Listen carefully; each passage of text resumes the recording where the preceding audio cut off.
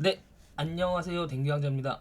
이번 시간에는 주식 투자 절대 원칙이란 책을 펴내신 그리고 대한민국에서 주식 투자로 가장 성공한 슈퍼개미로 알려져 있는 박영웅 님이 책 속에서 설명하신 본인이 현재 투자하고 있는 종목들에 대한 이야기를 해보도록 하겠습니다. 일단 박영웅 님은 개인 투자자라면 모르시는 분이 없을 정도로 워낙 유명하신 분이고, 저도 이 책을 읽으면서 다시 한번 저의 투자 철학과 원칙에 대해서 리마인드를 해볼 수 있는 아주 행복한 시간이 되었습니다. 일단 박영웅님이 했던 말들 중에서 몇 가지를 제가 가져와 봤는데요. 한번 보시면, 기대 수익률이 높을수록 리스크가 높은 투자를 하게 됩니다. 허망한 꿈을 쫓다가 허탈하게 빈손으로 돌아설 수 있습니다. 저는 이 말이 굉장히 인상 깊었는데, 근데 제가 이제 지향하는 바가 이제 손실 없는 지속적인 투자거든요. 그렇다면 진짜 손실 없는 투자가 가능할 것이냐? 네, 가능하다고 저는 생각을 합니다. 그렇게 투자를 하면 되는데, 이제 그렇게 투자를 안 하니까 이제 문제가 되는 것이죠. 기업 투자에서 상식은 상식적인 수익률을 기대하면서 좋은 회사를 골라 시간에 투자를 하는 것입니다. 굉장히 당연한 말 같지만 굉장히 중요한 말이죠. 그러면 이제 99%는 성공할 수 있다. 네. 감히 99%란 말을 하셨습니다. 현실은 개인 투자자 99%가 실패를 하는데, 반대로 이렇게만 하면 99%는 성공할 수 있다. 그러니까 이제 주식 투자라는 것 자체가 원칙과 이론이 어려운 게 아니라 이것을 실천하는 게 매우 어렵다는 그러한 의미도 되겠죠. 그래서 이제 기대 수익률이 높은 종목들만 이제 선호를 하게 된다면 이제 리스크도 이제 같이 높아지는 그러한 이제 포트폴리오가 되겠죠.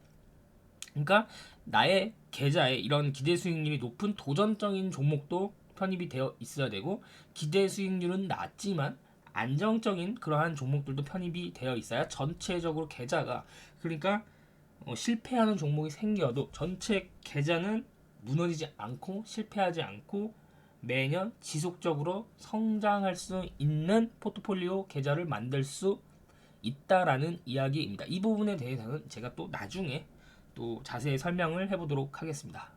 그래서 이제 박영웅님의 절대적인 투자원 철학이라고 해야 되겠죠. 네, 농심 투자법. 네, 농부의 마음으로, 농부가 농사 짓는 마음으로 투자를 해야 된다. 굉장히 진짜 멋진 말인 것 같아요. 네, 그리고 뭐 그냥 이렇게 장기 투자해라라는 말이 아니라 기업의 성장 주기에 투자하라는 말도 남기셨죠. 그리고 기업의 성과를 공유해야 된다. 기업의 성과를 공유하려면 좋은 기업과 동행을 해야 되는데, 좋은 기업과 동행하는 가장 좋은 방법은 그 기업의 주식을 보유하는 것이다. 그래서 일반 투자자라면 평생 봉행할 수 있는 그러한 기업을 찾아라. 그러더니 책 속에서는 이제 대표적으로는 CJ 제일제당 같은 것들을 언급을 하셨습니다. 자, 그러면 책 속의 내용을 한번 들어가 보도록 하겠습니다.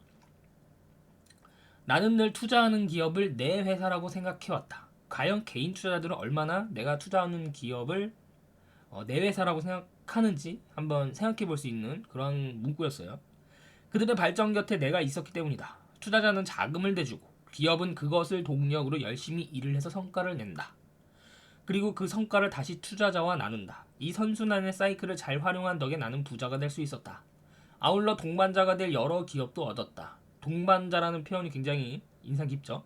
동반자가 될 기업을 고르고 투자를 시작을 하면 나는 단순한 투자자를 넘어서 그 기업을 사랑하는 소비자이자 더 나아가 경영자의 마음으로 회사를 응원한다.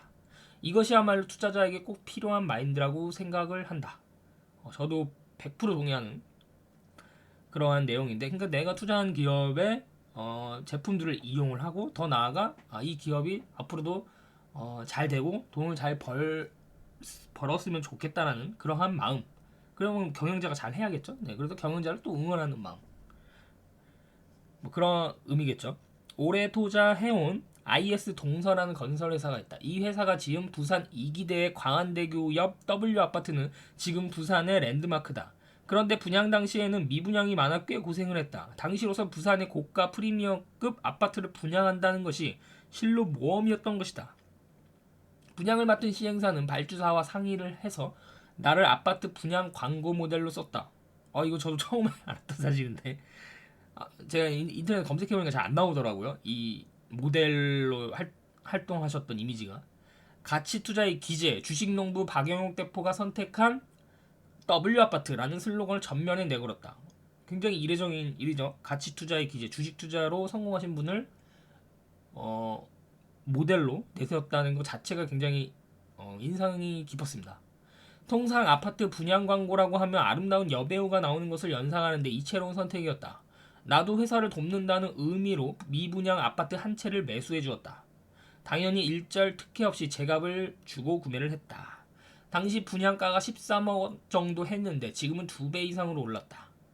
회사가 성장하고 브랜드 가치가 높아지자 자연히 아파트 값도 오른 것이다.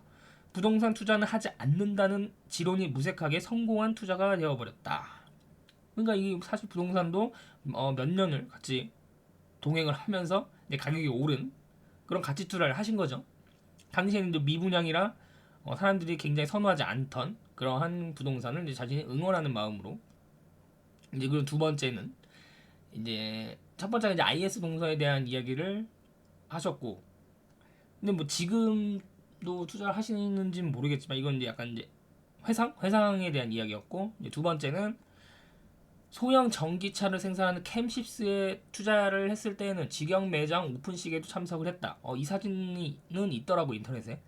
카지노와 리조트 사업을 주력으로 하는 파라다이스에 투자를 할 때는 전국에 흩어져 있는 카지노장과 리조트 공사 현장에 틈만 하면 방문했다. 박영욱 대표가 앞으로 이 파라다이스 이런 뭐라 그럴까요? 꼭 뭐 카지노뿐만이 아니라 대형 그러한 놀이문화 이런 거에 이제 파라다이스 같은 기업들이 큰 역할을 해줄 것이다. 이러한 이야기들을 뭐 한 5년 전부터 계속 했었던 것 같아요. 방송에 나오셔서. 그래서 뭐 아마 파라다이스도 뭐 5년 이상 지금 동행을 하고 계신 걸로 알고 있는데 뭐 코로나19로 뭐 상황은 안 좋았죠. 근데 이제 앞으로 이제 코로나19의 회복에 따른 그런 뭐 리오프닝 관련주로 최근에 엮이고 있죠. 파라다이스가. 그래서 이제 저도 이제 그 방영욱 대표의 투자 아이디어 파라다이스가 앞으로 이러한 놀이와 문화 또 이렇게 같이 놀 수 있는 그런 오프라인 공간 뭐 인간이 항상 뭐 온라인 공간에서만 놀 수는 없기 때문에 이 오프라인 공간에서 굉장히 의미 있는 역할을 할 것이다. 여기에 저도 이제 동의하는 바이고 뭐 저도 이제 계속 기업을 지금 현재는 투자를 하고 있지 않지만 계속 추적을 하고 있습니다. 파라다이스가 과연 언제 실적 회복을 이룰 것인가? 코로나19에 대한 피해를 언제 회복해서 주가 반전의 기회를 맞이할 것인가? 그런 것들을 이제 좀 추적은 하고 있습니다. 그리고 여기 이제 캠시스 소형 전기차 얘기가 이제 나와서 저도 이제 회상이 잠기게 되었는데 10년 전인가? 그때 이제 그 소형 전기차 그 골프장에 돌아다니는 그 자동차 있잖아요. 그런 것들을 생산을 하는 CTNT라는 기업이 있었습니다. 그래서 근데 그 당시 10년 전에 그 기업에 이제 100만 원 정도 투자를 했었는데 어느 순간 종목이 없어졌더라고요 계좌에. 그리고 보니까 이제 상장 폐지의 절차를 안타깝게도 밟게 되었습니다. 그래서 이 소형 전기차 하면 굉장히 아픈 추억이 생각이 나는데 캠시스도 계속 기업을 추적을 해봐야겠죠. 그런데 이제 기업을 제가 추적할 때 이제 결국 실적 추적을 한다는 이야기인데 한번 추적을 해봤습니다. 캠시스 분기 실적, 연간 실적. 이런 매출액 증가율이 굉장히 이상적이죠. 근데 올해 실적이 좀 안 좋았어요. 네, 계속 좋았는데. 네. 근데 영업이익률은 조금 뭐 3%대 밖에 유지를 하지 못하고 있네요. 근데 사실 뭐 에코프로비엠도 영업이익률이 뭐 7%, 8%이기 때문에 아무튼 뭐 캠시스 분기 실적을 보시면 3분기 실적이 전년 동기 대비 뭐 굉장히 안 좋은 흐름을 보이겠다는 것을 알 수가 있죠. 주당 수익도 보시면 올해 뭐 굉장히 부진한 흐름을 보이겠다. 그럼 실적이 왜 부진한지, 이 부진한 실적을 회복할 수 있을 것인지 이런 거에 대한 이제 개인 투자자의 판단이 필요하겠죠. 그런데 이제 2018년에 이제 흑자를 내면서 순이익이 이제 흑자 구조로 가나 싶었는데 또다시 적자로 빠졌네요. 그래서 뭐 이러한 흐름을 보이고 있고 캠시스까지 일단은 그리고 타이어를 생산하는 넥센에 투자하면서 시간이 날 때마다 기업을 방문하였고 넥센에서 만드는 골프공 세인트9을 선물용으로 대량 구매에 사용한다. 나 스스로 기업의 홍보대사가 돼 어딜 가든 내가 경영하는 회사인 것처럼 알리고 응원한다. 그렇죠? 네, 박영호 대표님은 뭐 그동안 뭐 어느 기업에 투자를 하고 있고 뭐 이런 것들을 굉장히 자연스럽게 이야기를 많이 하시죠. 방송에 나오셔서도 타이어 이제 넥센 이야기를 하셔서 이제 생각나는 것은 이제 타이어 비즈니스에 대해서 우리가 한번 생각을 해볼 필요가 있다는 거죠. 내연기관 자동차가 되었든 뭐 타이어가 아니 전기차가 되었든 결국에는 타이어는 계속 쓰는 거죠. 그쵸? 그리고 타이어는 소모품이죠. 계속 이제 마모가 되면서 계속 교체를 해줘야 되는 비즈니스 구조는 굉장히 좋다. 그리고 이런 격변의 사회, 자동차가 이런 내연기관에서 100년 만에 이제 전기차로 바뀌는 이런 격동의 시대에 굉장히 안정적으로 꾸준하게 내연기관 자동차에서부터 전기차로 오면서 어떠한 부침도 없이 계속해서 이제 소모될 수 있는 그런 비즈니스라는 거죠. 타이어 자체는. 그쵸? 뭐 하늘을 나는 자동차가 나오지 않는 이상은 계속해서 타이어에 대한 수요는 꾸준할 것이다. 뭐 이러한 이제 비즈니스에 대한 생각을 해볼 수가 있는 것이죠. 대신에 이제 좀 뭐 타이어에 대해서 꿈은 별로 없죠. 그렇기 때문에 프리미엄 자체는 낮은 프리미엄을 받을 수밖에 없는 뭐 그러한 환경이다. 그렇게 보시면 되겠죠. SK텔레콤에 투자하고 있기에 통신사는 그것만 쓰고 있고 저는 지금 포트에는 LGU 플러스가 담겨 있습니다. 그래서 저도 그랬어요. 예. 그래서 통신사도 LGU 플러스로 바꾸고 그리고 TV도 LGU 플러스로 바꾸고 인터넷도 LGU 플러스로 바꿔서 가족 할인을 와이프도 바꾸라고 해서 LGU 플러스 가족 할인을 쓰고 있고 그런 의미인 것 같아요. 현대차에 투자하기에 외제차는 타지 않고 에쿠스를 즐겨 타왔다. 케어젠이라는 합성 펩타이어드에 기반한 토탈 헬스케어 회사에 투자하고 있기에 그 회사가 생산하는 샴푸와 컨디셔너, 두피 관리 제품을 주로 사용한다. TV를 실청할 때도 내가 투자한 한국경제 TV를 보고 자전거를 탈 때에도 삼천리 자전거 제품을 이용한다. 여행을 할 때에도 참 좋은 여행을 이용하고 식품이나 제과도 내가 투자한 회사 어디죠?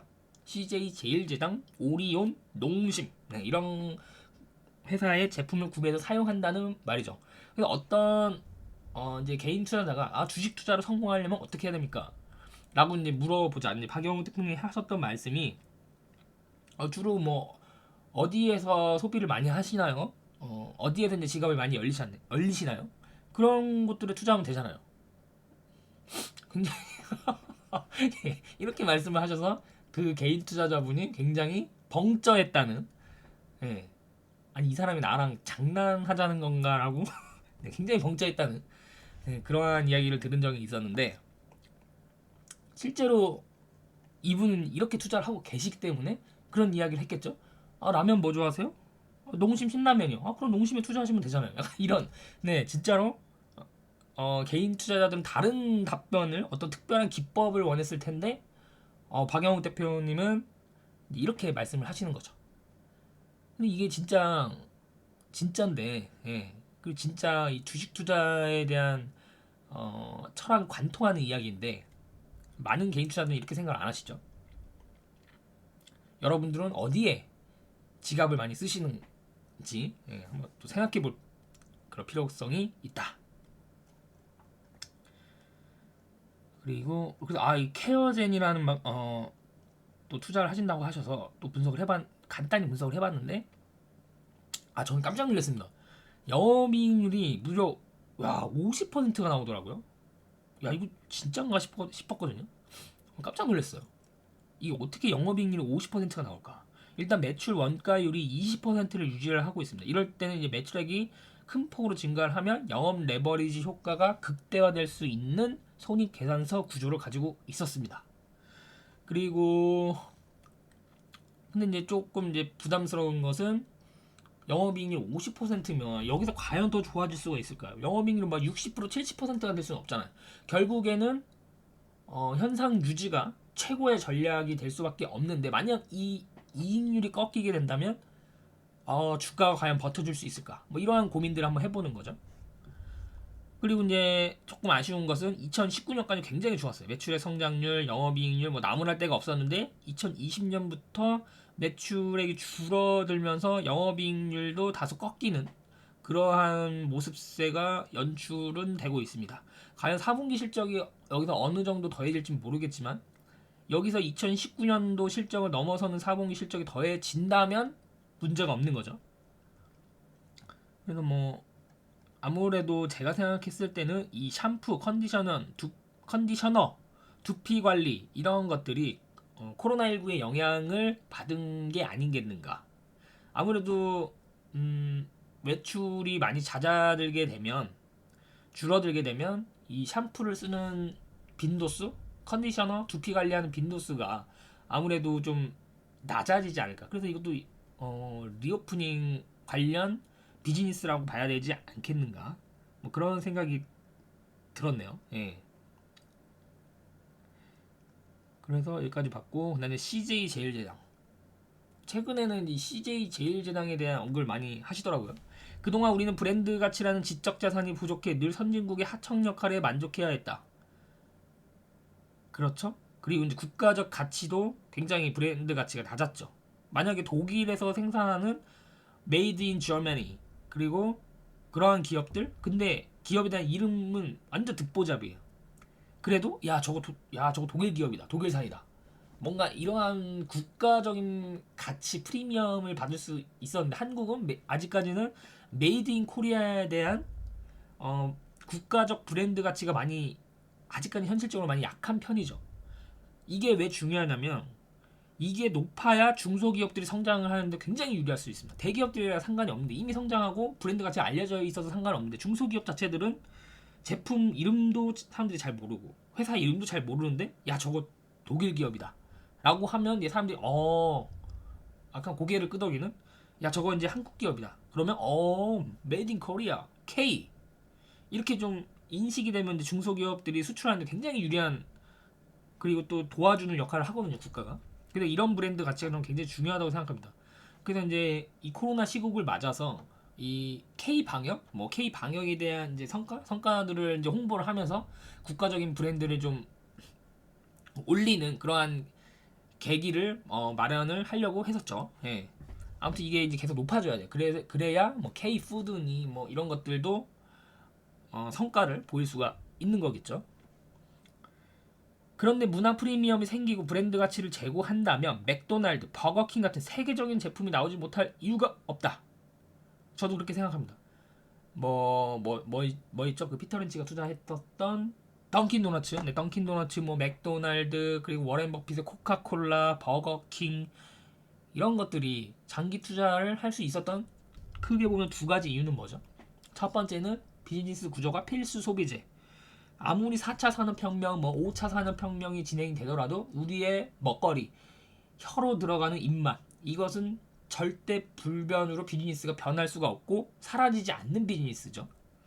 그쵸? 아무리 뭐 배부른 알약이 개발이 되더라도 이 맛에 대한 욕구 이거는 본능이기 때문에 바뀌지 않는 비즈니스다. 근데 저는 그렇게 생각을 하거든요.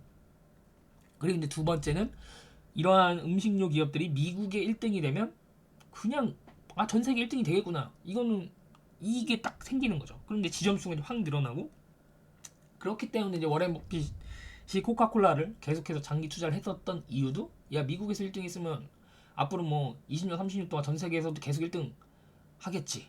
뭐 이러한 이제 투자 아이디어의 바탕이 있었던 것이죠. 근데 우리나라는 어떻죠? 한국에서 1등 했다고 세계에서 1등 한다는 보장이 있나요? 없죠. 그래서 이제 여기서 이제 의문점이 생기니까 야 국내에서 1등 했어? 야 성장률 끝났네. 야 끝났어. 이렇게 되는 거죠. 근데 이제 박영옥 대표님은 여기서 이제 우리는 이제는 생각을 좀 달리할 필요가 있다고 이제 얘기를 하시는 겁니다. 우리나라도 이제 K푸드 세계적인 제품이 나오지 못할 이유가 없다. 뭐 최근에 CJ 제일제당도 해외에서 굉장히 큰 성과들을 많이 보이고 있죠. 비비고 만두 등 같은 것에서. 그래서 진짜 이게 현실화가 된다면, 이미 현실화가 되고 투자를 하면 늦겠죠. 현실화가 된다면 굉장히 진짜 자랑스러운 진짜 기업이 될 것 같아요. 예, 진짜 국내 1등이 세계 1등이 된다. 아 이거 굉장히 생각만 해도 진짜, 아 이거 진짜 멋진 일이 아닌가 싶은데 진짜 될까요 이게? 여러분들의 생각은 어떠신가요? 아니 과연 거기에 한번 생각 배팅을 한번 해볼 의향이 있으신지. 예. 아 당연히 뭐이 종목에 몰빵하면 안 되겠죠. 내 포트 일부분으로 해서 국내 1등, 세계 1등이 된다는 것에 한번 내가 투자를 해보겠다. 뭐 이러한 마인드를 가지고 해야겠죠. 뭐 박영님도 그렇게 똑같은 마인드로 하시는 거고. 그래서 뭐 핵가족화가 심화되고 1인 가구가 늘어나면서 부동산 가격도 오르고 간편 시장도 커지고 있고 CJ 제일제당, 오리온, 오뚜기, 농심, 대상, 삼양, 풀무원 등 많은 기업들이 그 시장에서 경쟁을 하고 있다. 나는 평생 동행하며 투자해야 할 기업 중 하나로 CJ 제일제당을 꼽았다. 비비고 만두 제품만 국내와 해외 시장을 합쳐 2020년 연간 매출 1조 원을 돌파하며 K 만두 열풍을 만들어낸 저력의 회사다. 새로운 성장 모멘텀도 갖추고 있다. 그중 하나가 생분해 플라스틱 기술이다. 최근에 제가 유튜브에서도 이거 CJ 제일제당 분석한 콘텐츠가 있죠. 네, 그것을 참고해 주시면 되겠습니다. 유럽은 이미 탄소국 경세를 도입하는 등 탄소 저감을 위한 각종 규제를 강력하게 추진하고 있다. 식품을 수출하기 위해서는 식품의 제조 공정이 친환경적이어야 할 뿐 아니라 포장재도 친환경을 지향해야 한다. CJ 제일제당은 2016년 인수한 미국 메타볼릭스의 원천 기술 등을 활용해 PHA 소재를 개발했다. 이게 성장률이 굉장히 높다 그랬죠. 2차 전지보다 성장률이 훨씬 높다 그랬죠. 그러나 이제 CJ 제당의 이제 매출 비중 낮기 때문에 과연 이게 얼마나 영향력이 있을지는 모르겠지만 아무튼 네, PHA의 성장률은 굉장히 높다. 미생물을 원료로 한 바이오 플라스틱의 일종으로 옥수수 전분을 원료로 하는 PLA에 비해 변형이 잘 되지 않으면서도 자연 상태에서 수년 내에 완전히 생분해한다.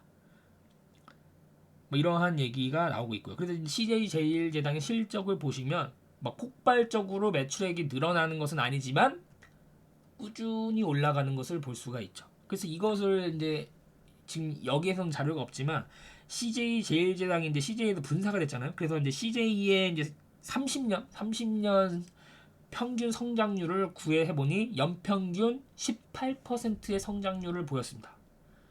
굉장한 거죠. 예. 30년 동안 연평균 18%. 이게 이제 앞으로는 당연히 지속이 되겠고 이 CJ 제일제당이 이길 수 있는 국내 기업이 새로 나타나겠습니까? 여기에 이제 세계 실적이 더해지면 계속해서 성장을 할 수 있는 계기를 마련할 수 있다. 그래서 이제 박영욱 대표님도 과거 30년 동안 18% 성장했고 앞으로 이제 K푸드가 도입이 된다면 앞으로 30년도 평생 투자할 기업이 될 수 있겠구나 이렇게 판단을 하신 거죠. 예. 저도 사실 비슷하게 생각을 하고 있고 CJ 제일제당은 역시 장기 투자하기에는 손색이 없다. 저도 그렇게 생각을 하고 있습니다. 그럼 이런 기업들은 언제 사면 좋겠는가? 언제 사면 좋죠? 실적이 최악일 때 사면 됩니다. 실적이 최악일 때. 그래야 그때가 주가가 쌉니다. 예. 망하지 않는 기업은 실적이 최악일 때 사면 돼요. 그리고 이제 이런 CJ 제일제당 같은 시가총액이 좀 있고 대기업군에 속하고 시장의 관심도가 그래도 좀 있는 기업들은 뭐 실적이 좋아졌다 앞 세계에서 엄청 뭐 만두가 잘 팔렸다 그 소식을 듣고 투자를 하려고 하면 주가가 싸지가 않습니다. 그래서 뭐 최악일 때 뭐 만두가 상했다 만두 먹고 체했다 뭐 이런 기사들 나와서 주가 폭락할 때 그럴 때 사면 좋다. 실적을 보시면 영업이익이 전년 3분기 누적 대비 21%가 증가했고 EPS도 뭐 95%나 증가를 하였는데 영업이익 대비 이제 EPS가 큰 폭으로 증가한 이유에 대해서는 따로 이제 분석을 해봐야겠죠. 이제 괴리율이 크기 때문에. 그다음에 이제 KTNG. 기호식품인 담배와 인삼을 수출하는 KTNG도 고질적인 저평가 굴레에서 벗어나 세계로 확대할 만반의 준비가 되어 있는 기업 중 하나라고 본다. 전 세계 40여 개국에 수출하여 해외 판매 제품 수도 253개에 달하고 국내 시장 점유율 43%에 달한다. 국내 거의 독점이라고 보시면 되겠죠. 그래서 담배가 유해성이 있다는 이유로 2020년 하반기부터 국민연금이 보유 비중을 계속 줄이기 시작했다. 그러나 나는 전자담배 등 건강에 덜 해로운 다양한 제품군을 생산하게 되면 담배도 얼마든지 기호식품 영역에 포함시킬 수 있다고 생각한다. 전기 자동차가 100% 친환경적이지 않다는 사실과 같은 이치다. 외국인들에게는 아직까지 낯선 인삼이라는 건강식품도 다양하게 가공되어 한류 문화와 함께 세계 시장 점유율을 넓히고 있다. 건강식품 시장 중에서 가장 큰 비중을 차지하는 게 바로 KTNG의 인삼이죠.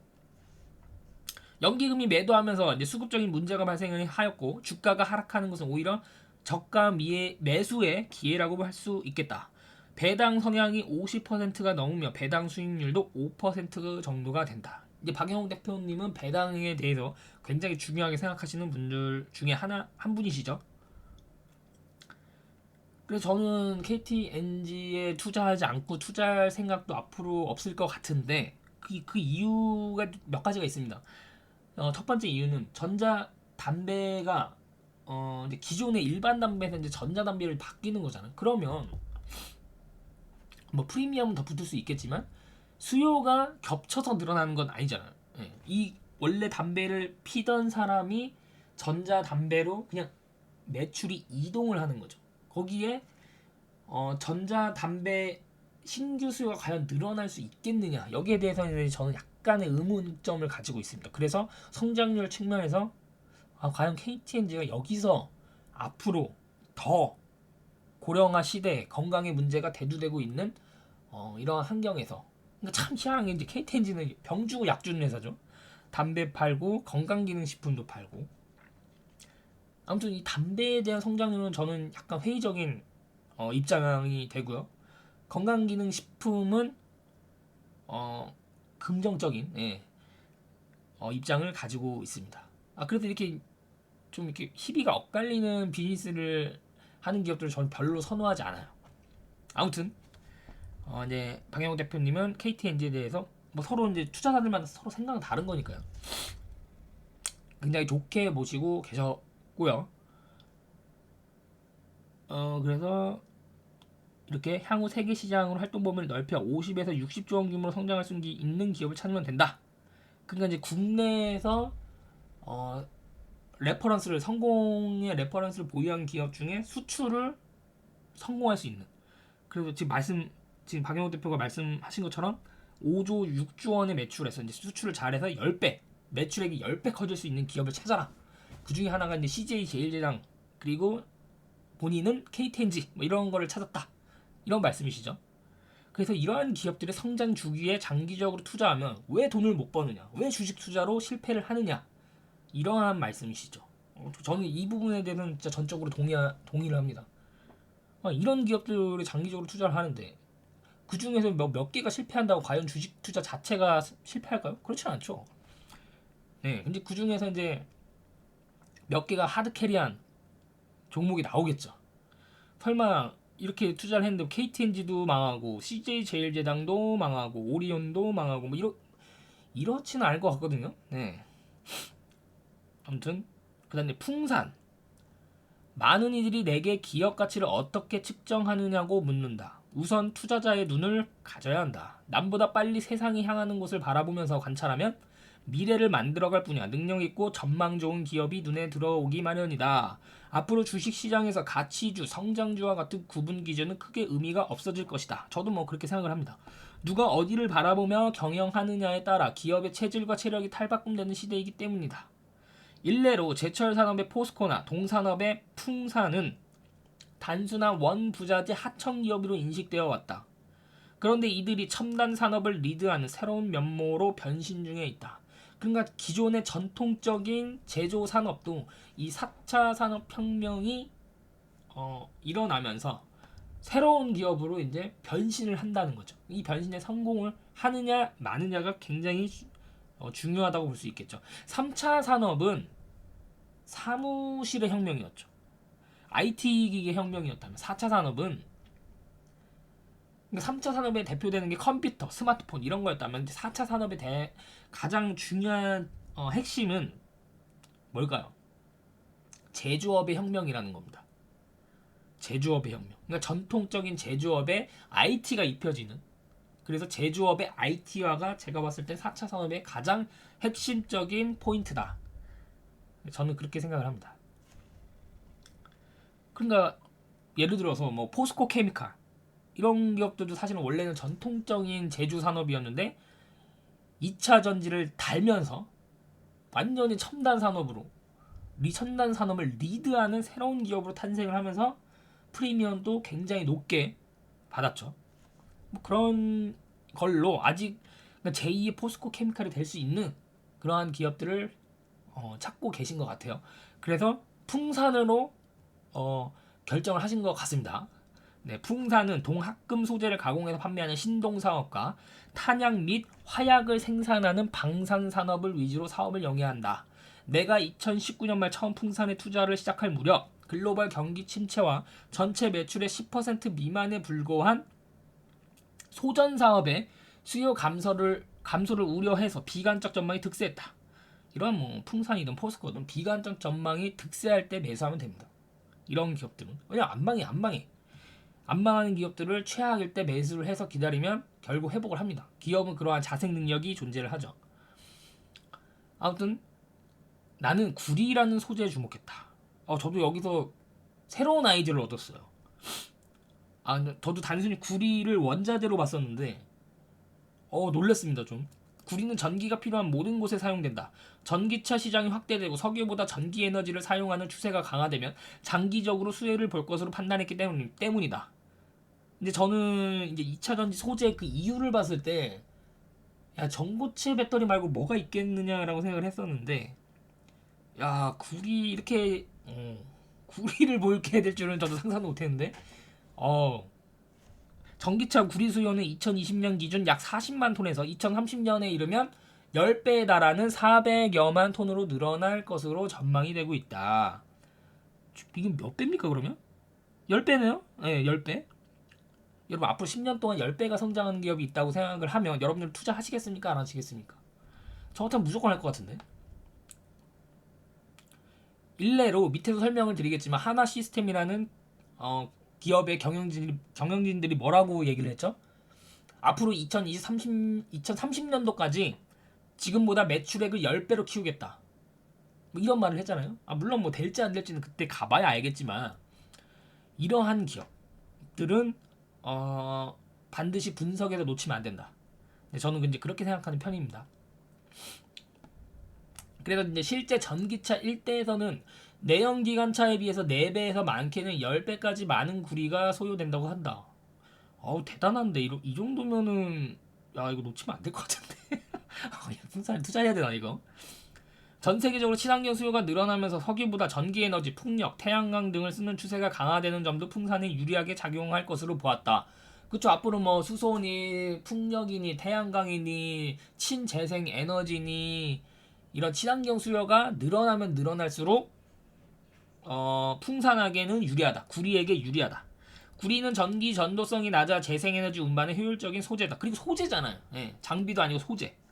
신동산업은 글로벌 경기나 구리 가격의 변동에 따라서 실적이 어느 정도 움직이지만 방산산업이 안정적인 캐시카우 역할을 하고 있어서 단기적 악재도 얼마든지 헤쳐나갈 수 있다고 보았다.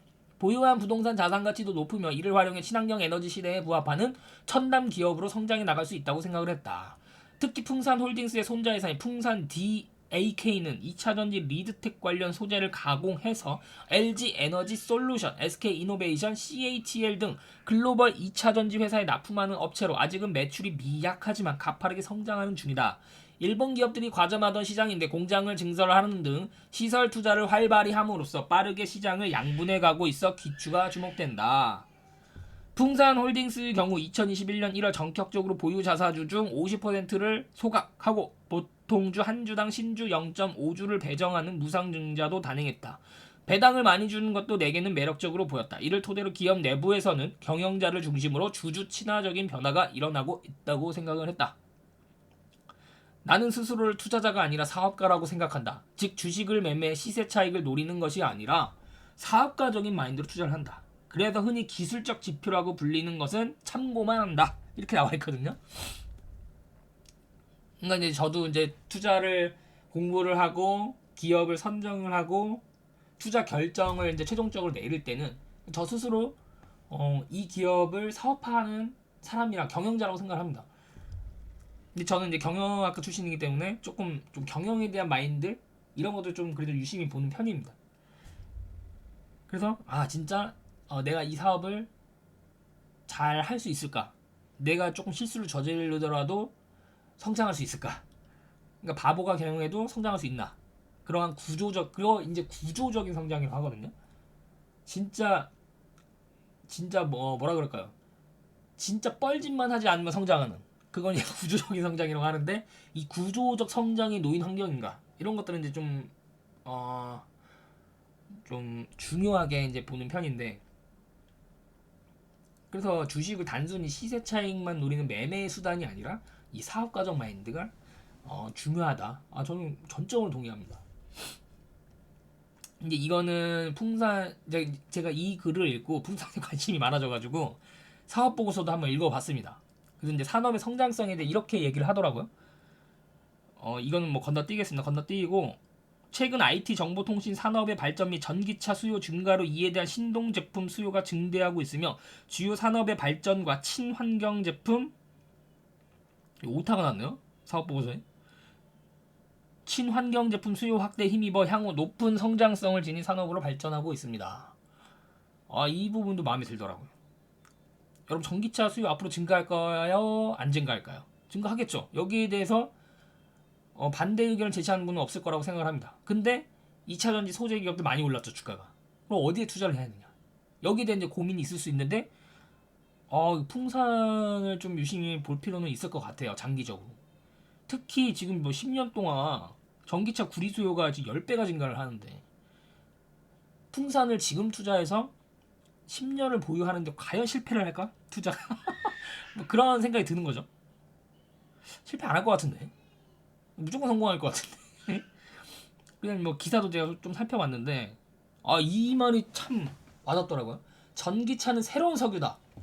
아니 전기차는 새로운 석유 구리로 달린다. 구리를 새로운 석유라고 지금 얘기를 했어요. 결국에는 이 세계는 자원 싸움이잖아. 자원. 20세기는 석유를 지배하는 자가 승리하는 시대였고 21세기는 그 석유를 구리가 대체한다? 그럼 구리를 지배하는 국가가 넘버원이네요. 예. 20세기에는 뭐 사우디아라비아 이런 국가들이 넘버원이었다면 21세기는 구리를 지배하는 국가가 넘버원이 될 가능성이 크다. 뭐 이러한 의견이 있더라고요. 그리고 여기서 좀 살짝 가슴이 설레었는데 전기차의 무선 충전 시대가 도래하면 일반 도로에 구리가 깔리면 구리의 수요는 전기차 친환경 에너지 분야에 비교할 수 없을 만큼 더 커질 것이다. 와 이거는 좀 깜짝 놀랐어요. 여기서 지금 도로에 구리를 까는 겁니다. 그래서 전기차가 막 도로를 돌아다니면서 자동 충전이 되는 거예요. 진짜 살짝 가슴이 떨렸습니다. 여기서 야 이게 현실화가 된다면 진짜 구리 이거 완전 대박이다. 야 미래는 구리가 석유가 되는 패러다임 시프트 시대고 구리는 새로운 가치로 새로운 대우를 받게 될 것입니다. 현재 풍산의 PER이 아마 4배인가 아마 그럴걸요? 5배, 5.3배. 이게 현실화 되는데 PER 5.3배. 만약에 현실화가 된다면 말이 안 되는 거죠. 엄청나게 주가가 지금은 뭐 구리 가격에 연동되고 경기에 연동돼서 움직이지만 이러한 프리미엄이 붙는다면 새로운 석유 그리고 이 일반 도로에서 구리로 무선 충전 그리고 아까 그 10배 증가 구리 수요 이런 게 그러니까 붙여진다면 PR 5배는 말이 안 되는 가격으로 형성될 가능성이 있다라는 것이죠. 풍사는 조금 더 제가 분석을 해봐야 될 것 같아요. 이거 살짝 가슴이 떨렸어요. 예, 제가 가슴이 좀 떨리면 거의 실패를 하지 않던데 투자가. 아무튼 살짝 가슴이 떨렸습니다. 그 다음에 이제 인터로조는 제가 개인적으로 투자를 하고 있는 기업 중에 하나인데, 그래서 제가 예전에 한 3, 4년 전인가 그때 이제 박영욱 대표님 오프라인 강의를 한다고 해서 간 적이 있었는데, 거기서 인터로조 얘기를 했어요. 그래서 나는 몇 년 전부터 인터로조에 투자를 하고 있다. 그게 벌써 3, 4년 전이니까 아마 이 인터로조에 투자를 하고 기업과 동행하신 지도 꽤 오래되신 걸로 지금 판단이 되고 있거든요. 그래서 콘택트 렌즈를 만드는 기업인데, 이런 기업이 또 한국에 있다는 게 참 자랑스럽습니다. 요즘 클라렌이라는 자체 브랜드 컬러 렌즈가 불티나게 팔린다고 한다. 코로나로 인해 재택근무가 늘면서 한동안 매출이 줄어 고전하기도 했다. 작년에 고전했죠. 하지만 마스크를 쓰다 보면 모두들 눈만 겨우 내놓고 다닌다. 꾸밀 것이 딱히 없다 보니 눈동자를 크고 예뻐 보이게 하는 뷰티 렌즈를 많이 사용한다고 한다. 그러니까 이제 렌즈가 이제 필수 소비재이면서 이제 패션의 역할도 하는 거죠. 연구 개발을 통해 경쟁사들보다 앞서 산소 투과율이 높아 눈이 덜 필요한 실리콘 하이드로겔 컬러 렌즈와 블루라이트 차단 렌즈 등 수익성 좋은 제품들을 선보였다. 또한 경쟁사에게도 인정을 받아서 그들의 제품을 대신 생산하여 중국, 유럽, 일본 등지에 수출을 하고 있다. 그러니까 경쟁사한테 이 OEM 사업을 한다는 거죠. 대단한 거 아닙니까? 예. 근데 이제 이런 동양인들은 이 유럽인들의 그 컬러풀한 눈동자를 부러워하잖아요. 이런 것들을 이제 동남아시아에서 판다는 거죠. 동양인들한테 판매를 한다는 거죠. 근데 이거를 이제 유럽 회사, 경쟁사들인 이제 렌즈 만드는 유럽 회사들은 굳이 자기들이 이제 이런 것들을 개발을 하고 연구를 하고 제품을 만들고 공장을 지어서 판매를 하기보다는 그 경쟁사 중에 인터로지 걔네들 그 컬러 렌즈 잘 만들더라. 걔네들한테 의뢰해가지고 우리 상품 우리 회사 이름만 갖다 붙여가지고 팔자. 약간 이러한 이제 마인드가 형성이 되어 있는 것 같아요. 그래서 경쟁사한테 제품을 수출한다는 거 대단. 여기서 전 좀 놀랐어요. 여기서 노시철 회장은 실적 위주의 내실 경영을 하는 능력 있는 경영자다. 평소 내 책을 읽고 경영에도 적극적으로 반영하는 사회적 책임을 다하는 열린 경영자라고 할 수 있다. 앞으로 이 회사가 만들어갈 미래가 정말로 기대가 됩니다. 그래서 이제 2020년 2분기 3분기는 코로나 피해를 받았고요. 실적 보시면 떨어졌죠. 근데 최근 실적을 보시면 좀 완연히 회복하는 모습을 보이고 있습니다. 그리고 작년에 이제 공장을 기존 캐파 대비 2배를 늘렸어요. 그럼 뭐 실적 성장이나 확실한 근거가 또 있죠. 그렇기 때문에 올해 실적 성장은 확실해 보입니다. 저 100% 확실합니다. 예. 작년도 실적보다 올해 실적 무조건 좋을 것이라고 100% 확신합니다. 내년도 실적은 어떨 것이냐? 공장 캐파기만 더 커졌는데, 그리고 이제 이 코로나19에서 좀 회복되는 모습 보이고 있고, 경쟁사한테 이거 제품을 팔고, 그리고 이미 OEM은 이제 공장 캐파 늘렸다는 것은 이미 고객사와 이제 얘기 끝났다는 얘기죠. 예. 빨리 공장 늘려, 뭐 우리가 다 사줄 테니까. 이 끝났다는 얘기죠. 예. 그래서 내년도 실적도 굉장히 낙관적으로 보고 있습니다. 그리고 이제 업계 컨센서스를 또 보시면 2020년부터 연평균 32% 성장을 32% 성장을 할 것이라고 전망이 되고 있거든요. 죄송합니다. 제가 물 좀 마실게요.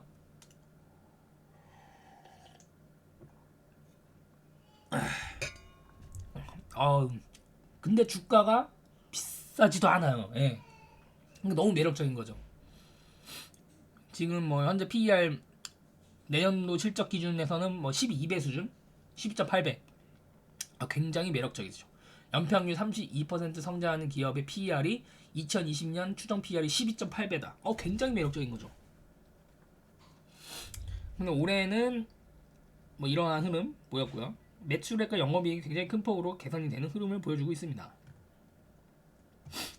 자, 그 다음에 이제 항공우주 보도록 하겠습니다.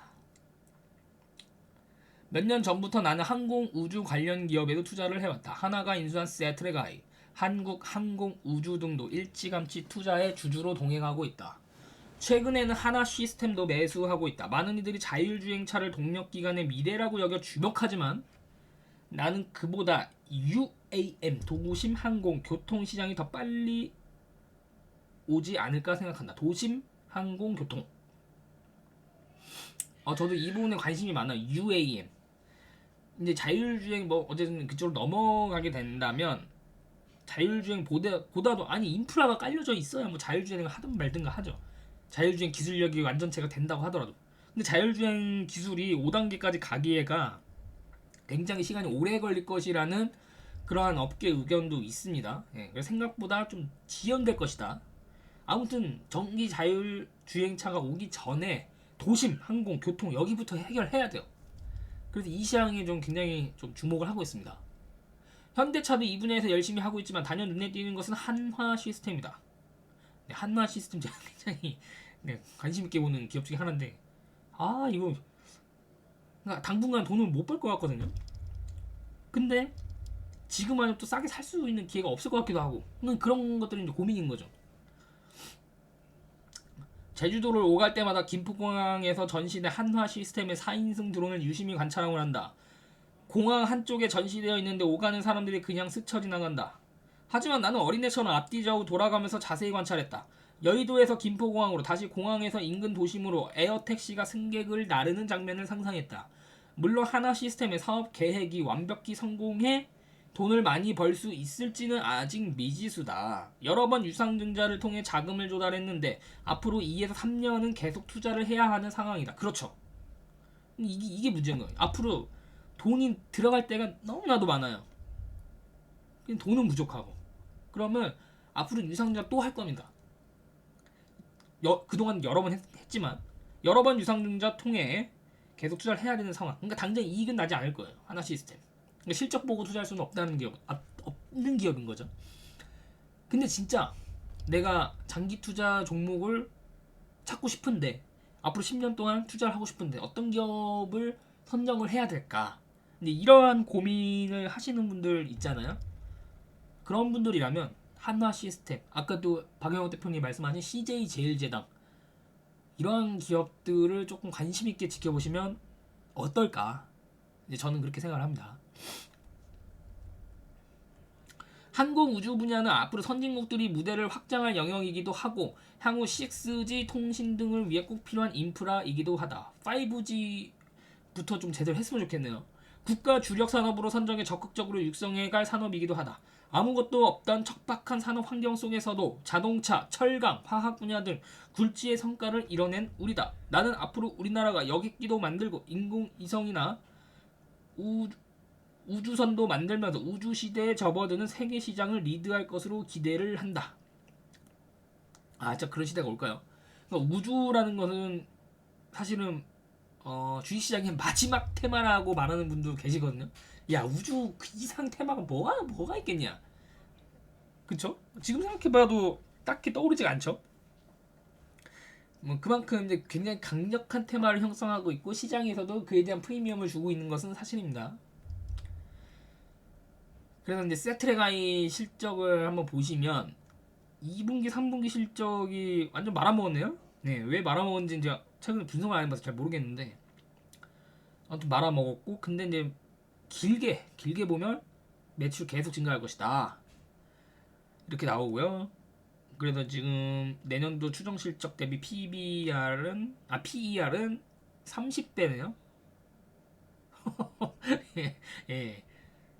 그래서 지금 PE가 30배를 받고 있는 세트리가에 투자할 것이냐. 근데 이거는 이제 투자자들마다 이제 좀 판단에 맡겨야 되는 문제겠죠. 야, 나는 장기적으로 보고 PE가 30배 괜찮다. 투자하겠다. 라는 분들 계시고, 너무 비싸다. 나는 조금 주가가 빠지면 투자하겠다. 이런 분들도 계실 테고. 그리고 이제 세트리가 제가 이제 과거 PER 평균치를 보니까 약 22배 정도면 이제 적정 PER이라고 볼 수 있겠더라고요. 최근에는 또 우주항공 테마를 붙어서 PR이 좀 높아진 측면이 있는데 저는 그냥 22배로 잡았습니다. 22배로 잡았을 때는 뭐 약 요 정도? 네. 44,100원 주가 기준 그러니까 이게 주가 상승력이 없잖아요. 기업은 굉장히 좋은 기업인데 주가 상승력이 없으면 주식 투자자 입장에서는 아무리 좋은 기업도 이 투자 좀 꺼려진다 이렇게 판단을 해볼 수가 있는 거죠. 그래서 저 같으면 세트리가에 지금 투자하지는 않을 것 같아요. 주가가 많이 하락을 해준다면 모를까. 자, 그다음에 이제 한국항공우주에 투자를 하고 계신다고 하시더라고요. 한국항공우주도 제가 생각했을 때는 이 기업과 동행한 지도 한 5년 정도 되시지 않았을까. 네. 예전에도 많이 말씀을 하셨던 것 같은데. 한국항공우주는 대우, 삼성, 현대 항공 분야를 합쳐 국책 사업의 일환으로 출범했다.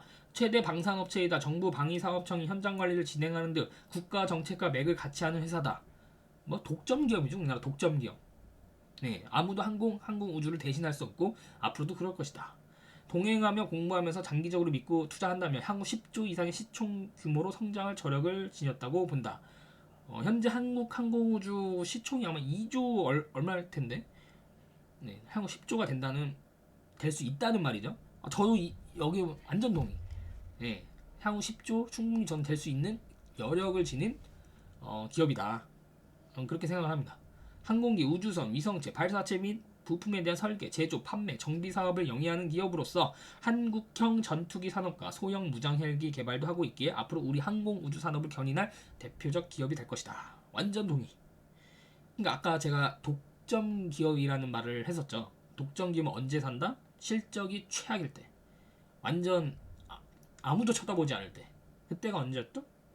작년이었죠? 코로나19로 여기 항공기 이쪽이 완전히 좀 피해를 봤잖아요. 그때 이제 주가도 완전히 코로나19로 완전히 하락하면서 절호의 매수 기회가 왔던 것이죠.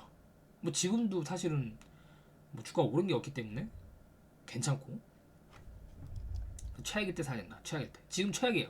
3분기 이번에 3분기 실적도 제가 봤더니 최악이더라고요. 실적인데 수주가 실적 그러니까 잡히는 게 지연이 되면서 3분기 실적이 최악으로 나왔는데 이럴 때 사는구나. 3분기 최악. 뭔가 최악의 실적이 나왔다. 뭐 이런 기사? 예, 그때 사면 되는 거야. 한국항공우주. 아까 제가 또 10년 투자 뭐라 그랬죠? 하나시스템. 예, 하나시스템.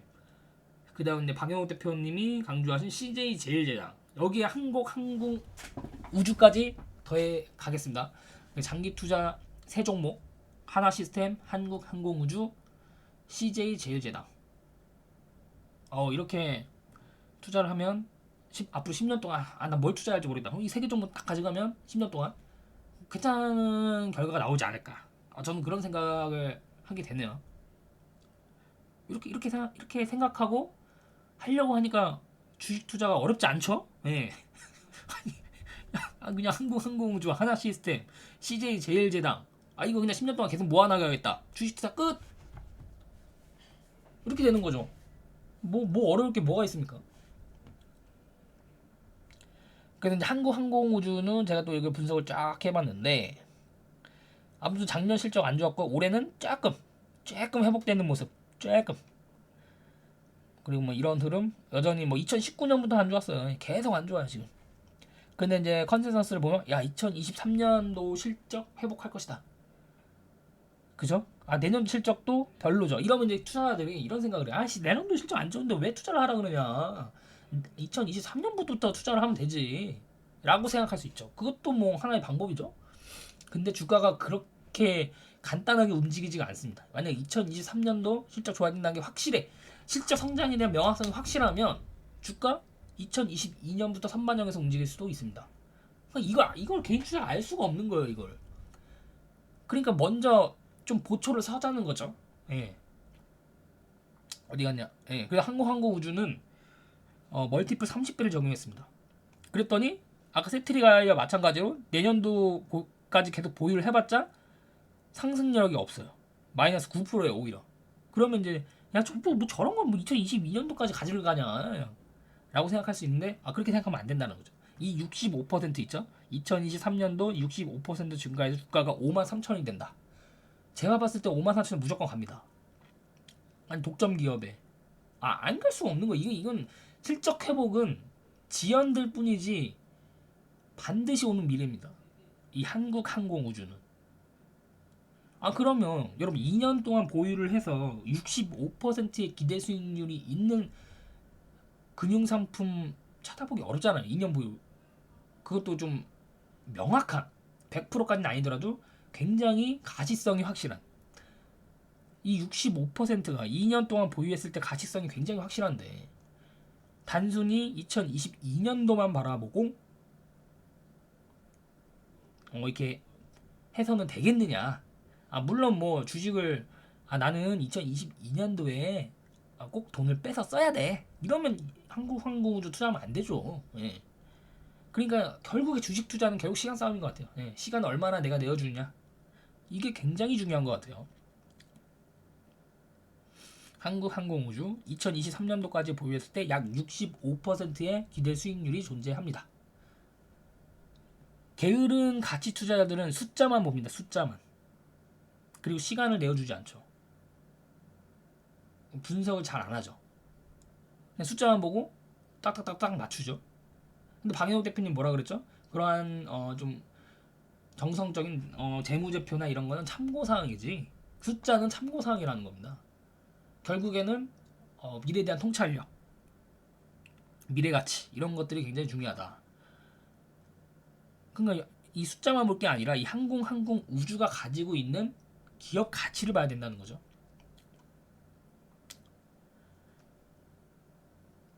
자, 그다음 이제 마지막입니다. 다 왔어요 이제. 두 개, 다 안 왔네요. 예. 자, 이제 게임을 보겠습니다. 게임. 어울리지 않는다고 말할지 모르지만 나는 미투젠이라는 게임 회사에도 투자를 하고 있다. 홍콩에 법인이 있고 연구 인력은 베이징에 있는 회사다. 그래서 투자자들 사이에서 중국 회사라는 오해를 사고 있다. 그러나 엄연히 한국인 경영진이 인수한 한국 기업이다. 이들은 소셜 카지노 게임과 캐주얼 게임을 서비스함으로써 돈을 번다. 그래서 뭐 이렇게 한대요. 아마 지금 W게임즈도 PR이 10배 미만에서 거래가 되고 있는 걸로 알고 있는데 근데 여기서는 이제 책에서는 PER 7, 800밖에 안 된다고 했거든요. 근데 지금 W게임즈도 그렇게 높은 PR을 받고 있지 않아요. 그리고 여기서 말씀하신 것처럼 통상적인 게임 기업들의 밸류가 지금 뭐 20배, 30배 거기에 이제 메타버스까지 이제 더해지니까 막 50배 뭐 그런 것을 감안하면 저평가되어 있는 것은 사실이나 이 소셜 카지노 여기에 과연 얼마나 가치를 부여해줄지 게임 업종에서 소셜 카지노에 대해서 그렇게 높은 프리미엄을 주지는 않는 이유가 뭐라 그럴까요? 좀 꿈이 없다고 해야 되나? 그러니까 실적은 안정적일 수 있는데 뭔가 대박이 없다는 거죠. 소셜 카지노는 대박 게임이 나올 수가 없다. 근데 안정적이고 실적은 꾸준하다. 그 정도 평가를 하는 것 같아요. 시장에서는. 그러니까 나는 게임 분야에 경험도 없고 역량도 없다. 그래서 훌륭한 경영자에게 맡기는 것이 낫다고 생각을 한다. 멋진 말이죠. 예전에 이제 방혜용 대표님이 그 벤처 기업에 이제 투자를 하고 싶은데 자기는 경험도 능력도 역량도 없으니 이러한 좋은 벤처 기업들을 발굴해 낼 수 있는 인베스트먼트 창업 인베스트먼트 뭐 그런 회사에 투자를 한다는 얘기를 했었거든요. 똑같은 얘기죠. 게임 벤처 캐피탈, 벤처 캐피탈 투자에 이렇듯 소정의 수수료와 거래세가 내면 얼마든지 갖고 싶은 회사의 동업자가 될 수 있다. 네, 그쵸. 여러분들이 한 주만 갖고 있어도 그 회사가 동업한다는 마인드, 그게 굉장히 중요하고 이게 진짜 주식 투자의 또 묘미가 아닌가 싶어요. 네. 그냥 마음만 먹으면 내가 가지고 싶은 회사, 매력적인 회사, 이러한 회사들을 증시가 폭락을 할 때 담을 수 있다는 거.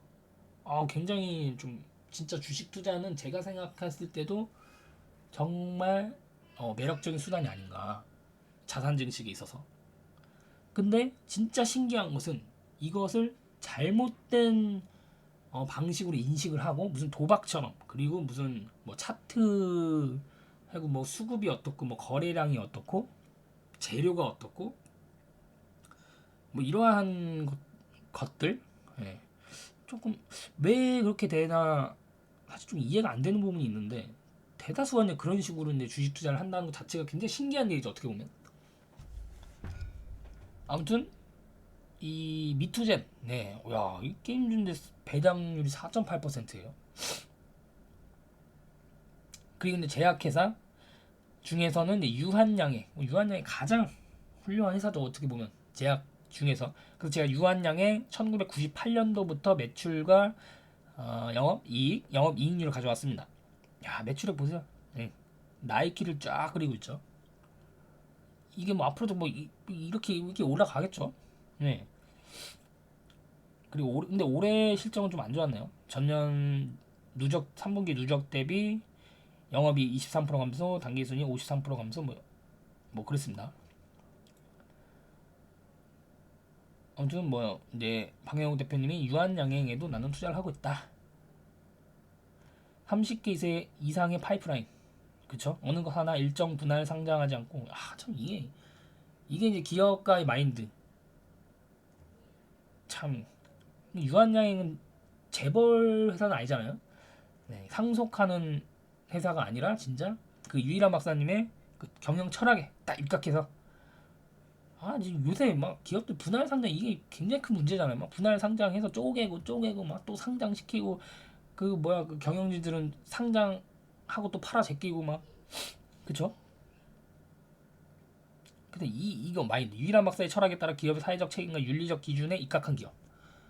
참 유한양행만한 또 기업이 없는 것 같아요. 그냥 기업 측면에서 봤을 때 안 쪼개잖아 안 쪼개. 예. 구글도 뭐 유튜브 상장시키나요? 안 하잖아요. 그래서 앞으로 지배구조 이런 건 좀 생각을 많이 해봐야 될 것 같다. 대형 지주사 중에서 내가 투자 가치가 높은 기업으로 꼽는 삼성물산만 해도 이렇게 종합기업이다. 근데 굉장히 우리나라 지주회사는 굉장히 저평가되어 있죠. 왜냐하면 사업회사들을 또 나눠서 또 상장을 하니까 그 사업회사만큼의 프리미엄을 똑같이 지주회사에 줄 수는 없는 것이죠. 그럼 시총이 뭐 더블이 되는데 뭐 그렇게 할 수는 없는 거잖아요. 예. 그래서 앞으로 이제 이런 지배구조 그리고 이제 투자 플랫폼 역할, 약간 버크셔 해서웨이 같은 지주사 역할 이런 것들로 이제 바뀐다면 조금 더 프리미엄을 과거보다는 높게 줄 수 있다. 우리나라 지주 회사들 뭐 삼성물산을 비롯해서 SK, CJ 이런 기업들. 자, 그다음에 이제 현대모비스, 현대오토웨버. 국내에서는 현대모비스와 경쟁할 자동차 부품 기업은 없다고 봐야 한다. 맞죠? 현대모비스 경쟁할 부품 회사 있나요? 없죠. 앞으로 생길까요? 안 생깁니다. 국가 정책 산업으로 다른 나라 엔진을 가져다가 모방하며 시작한 자동차 산업이었다. 그런데 이제 세계 5위권으로 부상하면 고급차로 세계 시장이 인식되기 시작하였다. 또한 수소차, 전기차의 변신도 발빠르게 진행되고 있다. 자동차 제조기업에서 미래 모빌리티 솔루션 기업으로 변신을 꾀하면서 앞으로는 하드웨어 못지않게 소프트웨어의 중요성이 커질 것이다. 그렇죠. 현대차 기업이 앞으로 나아가겠다는 방향이 뭡니까? 우리는 제조회사가 아니라 소프트웨어 회사가 될 것이다. 라고 했죠. 우리는 IT 기업이 될 것이다. 그런 게 이제 IT 기업이 될 것이다라는 말은 결국엔 소프트웨어 경쟁력을 키우겠다라는 얘기겠죠. 나는 이 영역을 책임지는 현대 오토에버에 주목하고 일찌감치 투자를 시작했다. 현대 오토에버. 진짜 현대차 그룹 내에서 유일한 소프트웨어 상장된 회사죠. 근데 현대 오토웨어 좋죠. 네. 앞으로도 계속 좋아질 것 같아요. 그리고 뭐 좀 자율주행 관련주로 또 엮였더라고요. 보니까. 3년 동안 앞으로 3년 동안 15% 성장. 아까 보신 인터로즈의 절반 정도의 성장률. 저 같으면 인터로즈에 투자할 것 같은데. 자율주행 뭐 어쩌고저쩌고 해도 현대오토웨어 연평균 15% 성장률. 잘 보세요. 만약에 그러니까 한 기업만 보면 절대 안 된다는 게 여러 기업을 비교 분석을 해봐야 된다는 거예요. 현대오토에버만 보면 너무 좋아 보여요. 이거 말고는 다른 동뭐 눈에 보이지도 않고 여기 막 빠져들어요 막. 근데 보세요. 아까 인터로즈 연평균 성장률 32% 예상되는데 지금 오토에버 15% 성장이 예상돼요. 근데 PR은 어떻죠?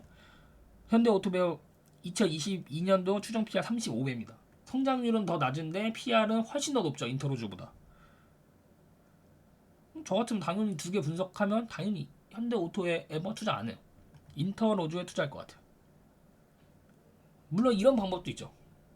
인터로즈 투자하고 현대 오토웨버도 그냥 투자하겠다. 절반을 쪼개서.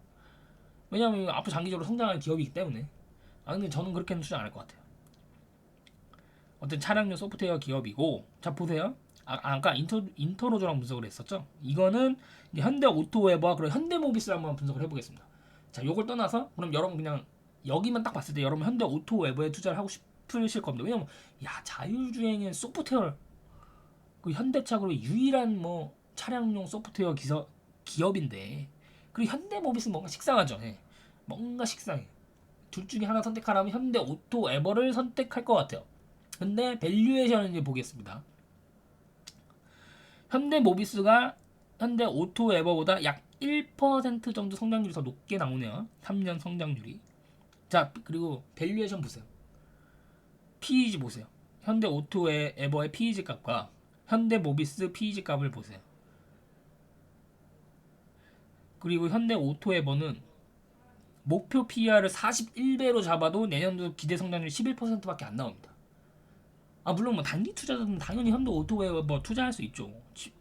11% 상승 여력이 있잖아요. 예. 오늘 사도 내일 팔면 되잖아요. 근데 저는 이제 장기적인 관점에서 어느 기업과 더 동행하는 게 좀 더 유리할 것이냐를 지금 설명을 드리는 겁니다. 보세요. 근데 현대모비스는 목표 PER 값이 12.1배로 잡았어요. 그랬더니 내년도 기대 수익률 44%. 그러니까 1년을 보유했을 때 11%의 기대 수익률과 44%의 기대 수익률. 물론 뭐 이론대로 딱딱 주가가 움직이지 않겠죠. 그러나 기준을 딱 잡아서 근거는 있어야 될 거 아니에요. 저 같으면 현대 오토웨버가 아니라 현대 모비스에 투자할 것 같고요. 현대 모비스가 아니라 인터로즈에 투자를 할 것 같습니다. 이런 식으로 저는 이제 종목을 선정해서 포트를 가져가고 있는 거예요. 가장 좋은 건 무엇일까? 최상위 종목군. 비교를 해서 딱딱 떨어뜨려야죠. 물론 이렇게 여기 이제 인터로즈가 있다고 칩시다. 물론 여기서 현대 오토웨버의 주가가 먼저 움직이고 먼저 목표가에 도달할 수 있겠죠. 근데 그건 제가 알 수 있는 부분이 아니기 때문에 기업과 이제 좀 오래 동행을 한다고 생각을 했을 때는 당연히 주가 상승 여력이 높은 기업과 동행을 하는 편이 낫겠죠. 그죠? 현대모비스 올해 실적 괜찮은 것 같은데요. 3분기 조금 삐끗했네. 근데 앞으로 성장 여력이 좋다. PER 값을 보시면 주로 이제 뭐 9.4, 7.8, 7, 8, 9, 10, 8. 그러니까 PER 8, 9, 10배 이 정도 수준에서 이제 왔다 갔다 했던 것 같아요. 근데 앞으로는 조금 PER 더 좀 져야 되지 않을까. 지금 이 16, 15배는 조금 이제 주당 순위 측면이 왜곡된 측면이 좀 있는 것 같고 올해 장사 잘했네요. 현대모비스 매출액 16% 증가, 영업이익 34% 증가, 당기순이익 86% 증가. 잘했네요. 자, 그 외에 이제 박영우님 이제 투자하고 있다라는 종목들 보시면 한국경제TV, 삼천리 자전거. 삼천리 자전거는 유튜브에서 한번 제가 콘텐츠를 올렸던 것 같은데 참 좋은 여행, 이제 리오프닝으로 보시면 되겠죠. 하나 투어, 모두 투어랑 국보 디자인. 최근에 뭐 국보 디자인이 회사 돈을 테슬라에 투자했다는 것으로 굉장히 이슈가 된 것을 봤는데 아무튼 국보 디자인, 그다음 보령제약도 굉장히 좋은 회사죠. 조광피역, 태양은 그거죠. 그거 썬연료, 그리고 대륙제간, 오리온, K푸드, 농심, K푸드, 아이디스 홀딩스, 삼성물산, 대동 등이 있다. 이런 거는 제가 따로 여기 지금 유튜브에서 분석을 안 했는데 여러분들이 하나하나씩 제가 지금 이렇게 한 거 있잖아요. 이렇게 한 것처럼 하나하나씩 분석을 한번 해보세요. 그게 주식 공부지 뭐가 주식 공부겠습니까? 그래서 여러분들만의 그 박영우 대표님이 투자하고 있는 종목들 월드컵을 한번 해보세요. 32강, 뭐 18강, 16강, 그다음 8강, 4강 이렇게 계속 추리는 겁니다. 이거보다 이게 좀 더 좋은 것 같은데, 이거보다 뭐 이게 더 좋은 것 같은데, 아니야 이게 더 나아. 자기만의 종목 월드컵을 한번 해보는 겁니다. 그러면 이제 4강까지 딱 오는 종목들이 있으면 여기서 이제 조금 더 심층적으로 더 분석을 해보는 겁니다. 더 철저하게. 그죠? 뭐 그런 식으로 한번 해보세요. 재밌을걸요 아마? 예. 그래서 오늘 좀 길었는데 방송이 뭐 어차피 뭐 방송이 길어도 여러분들이 뭐 딱 취하고자 하시는 부분만 또 방송을 들을 수 있기 때문에 저는 뭐 그런 거 연연해 하지 않고 그냥 제가 하고 싶은 대로 찍겠습니다. 예. 그렇게 하고 싶은 대로 찍겠고 여러분들이 취사 선택하셔서 보시고 뭐 풀로 보시는 게 제일 좋긴 하죠. 예. 그래서 이제 박영욱 대표님의 주식 투자 절대 원칙에 나온 이제 슈퍼개미가 투자를 하고 있는 종목에 대한 방송을 찍어봤습니다. 네, 오늘 방송은 여기까지 하겠습니다. 감사합니다.